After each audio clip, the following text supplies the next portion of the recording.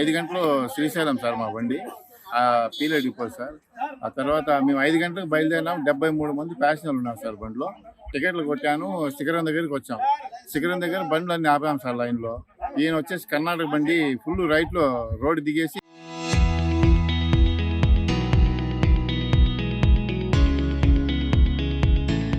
వస్తుంటే బస్సులు ఆపారు సార్. వేరే వాళ్ళు ఆపారు, మేము ఆపాం. ఎందుకు ట్రాఫిక్ చేస్తాం, పోతాం ముందుకంటే వాడు కావాల్సిన బండి రోడ్డు దింపి దూసుకెళ్ళి ముందుకెళ్తే వాళ్ళ టైర్ రైట్ సైడ్ దిగేసింది. రైట్ సైడ్ దిగినప్పుడు వాళ్ళ టైర్ పంచర్ అయితే అందుకు వాళ్ళు ప్యాసింజర్లు పిలిచి ప్యాసింజర్లు ఒక 5-6 మంది అంతా నాకు కొట్టారు సార్. 5-6 మంది కొట్టారు. వాళ్ళు కండక్టర్ కూడా ఒక అతను కొట్టాడు.